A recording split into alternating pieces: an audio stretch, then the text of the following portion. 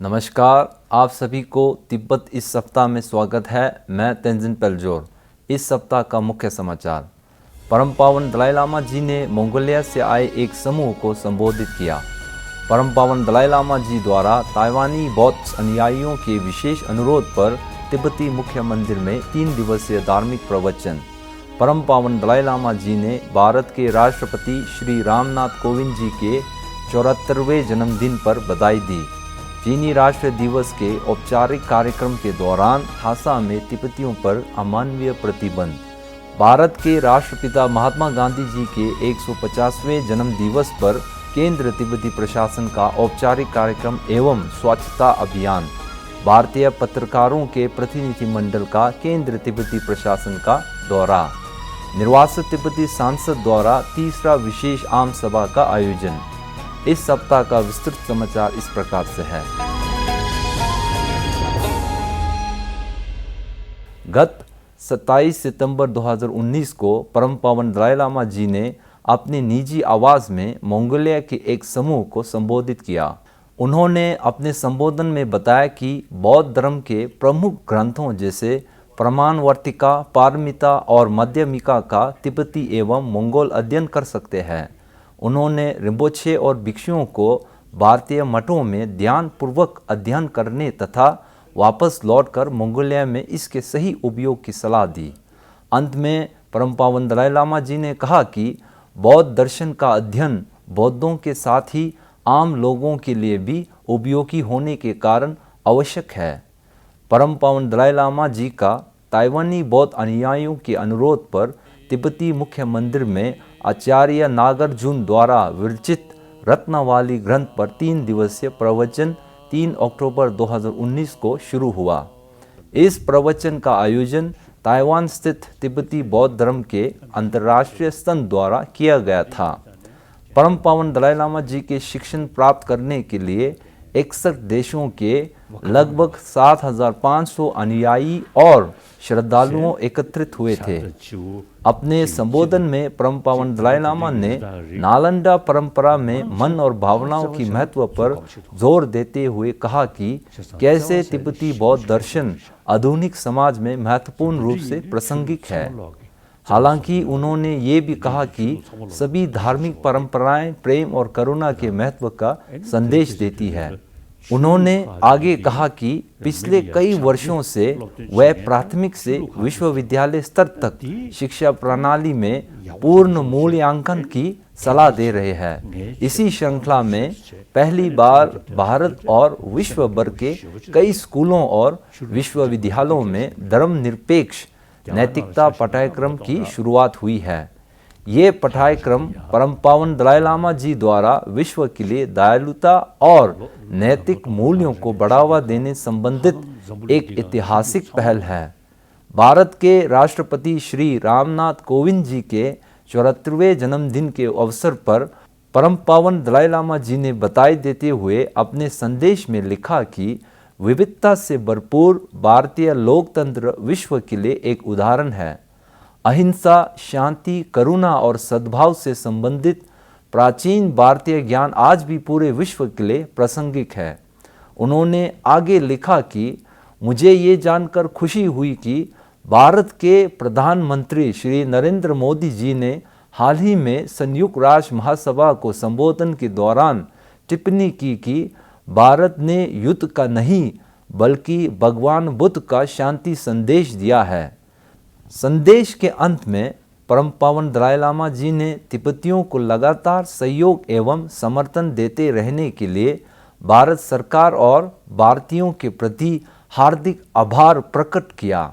सूत्रों के अनुसार तिब्बत की राजधानी ल्हासा में चीनी लोक गणराज्य की स्थापना दिवस के 70वीं वर्षगांठ के औपचारिक समारोह के दौरान तिब्बतियों पर कठोर अमानवीय प्रतिबंध लगाए गए।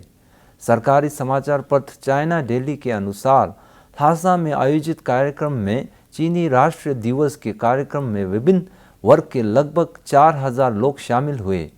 लेकिन सूत्रों के अनुसार ल्हासा और नज़दीकी क्षेत्रों पर कुछ दिन पहले से ही कड़ी नज़र रखी जा रही थी ताकि वह समारोह के दौरान चीन सरकार द्वारा तिब्बत में किए जा रहे मानवाधिकार हनन को उजागर न कर दे।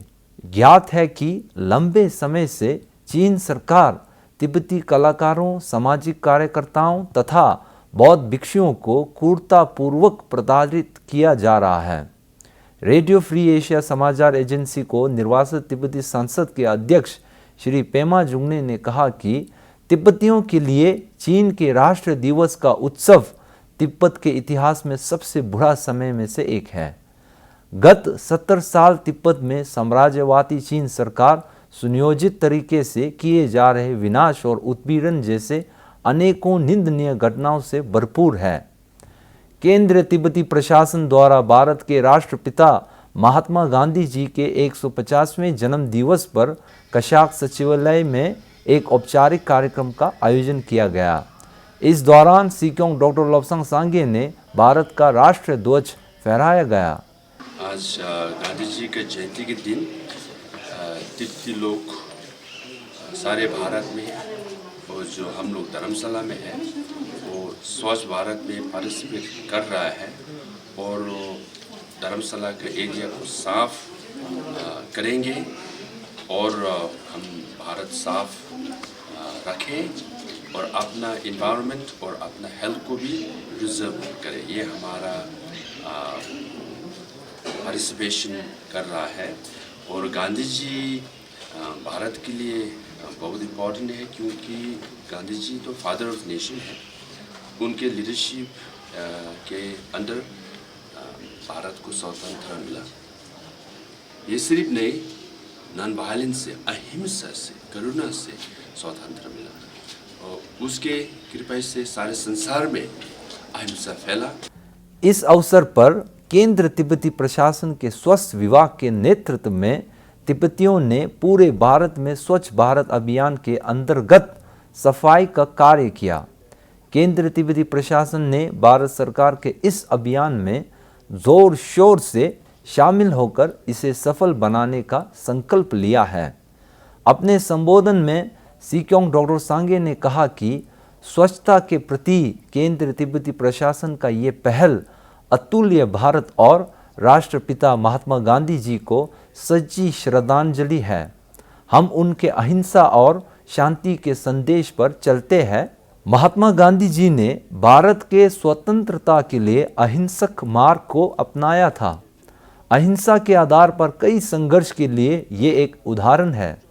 उन्होंने कहा कि भारत के दो विश्व मानव महात्मा गांधी और भगवान बुद्ध हैं, जिन्होंने अहिंसा, शांति और करुणा की वकालत की है। गांधी और बुद्ध दोनों हमारे लिए प्रासंगिक है और हम परम पावन दलाई लामा जी में उनकी अभिव्यक्ति देखते हैं। इसलिए गांधी हमारे लिए बहुत खास है क्योंकि अहिंसा भारत और दुनिया के कई अन्य देशों में सफल रही है। नई दिल्ली स्थित भारत तिब्बत समन्वय केंद्र द्वारा भारतीय पत्रकारों का 6 सदस्यीय प्रतिनिधि मंडल को 3 दिवसीय धर्मशाला दौरा कार्यक्रम का आयोजन किया गया। ये कार्यक्रम भारतीय मीडिया कर्मियों को परम पावन दलाई लामा जी के नेतृत्व में केंद्र तिब्बती प्रशासन के लोकतंत्र ढांचा और निर्वासन में तिब्बती लोगों की संघर्षपूर्ण स्थिति के बारे में जानकारी उपलब्ध कराना है। प्रतिनिधि मंडल में भारतीय पत्रकार के प्रतिष्ठित समाचार एजेंसी दैनिक जागरण, दैनिक स्वदेश, हिंदुस्तान समाचार, टीवी 9 भारतवर्ष, अमर उजाला तथा अन्य स्वतंत्र पत्रकार भी शामिल थे। प्रतिनिधि मंडल ने केंद्र तिब्बती प्रशासन, तिब्बती गैर सरकारी संगठन तथा संस्थाओं के अधिकारियों के साथ बैठक की।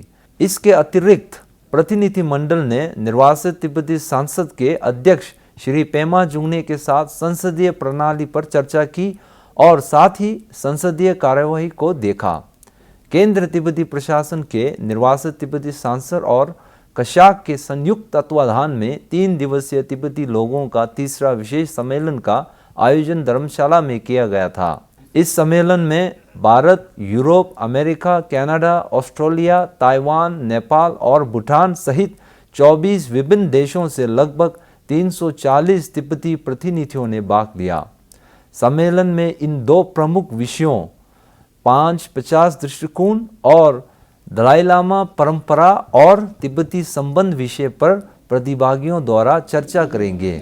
स्पीकर पेमा जुंगने ने अपने उद्घाटन संबोधन में 550 दृष्टिकोण के प्रमुख विषयों और परम पावन दलाई लामाओं की परंपरा और तिब्बती लोगों के बीच संबंधों के बारे में बात की।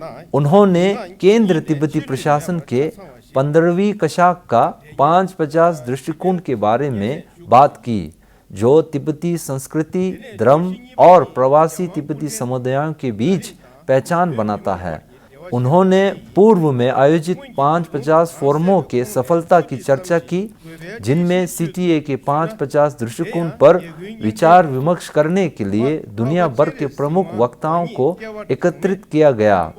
केंद्र तिब्बती प्रशासन के सिक्योंग डॉक्टर सांगे ने कहा कि चीन परम पावन दलाई लामा जी के अवतार पर नजरें गड़ाए हुए है, जो उसके आदेश संख्या 5 के क्रियान्वयन से स्पष्ट है। इस आदेश में कहा गया है कि कानूनी स्थिति और वैधता बनाए रखने के लिए टुल्कू और लामाओं के पुनर्जन्म को चीन सरकार द्वारा अनुमोदित किया जाना चाहिए।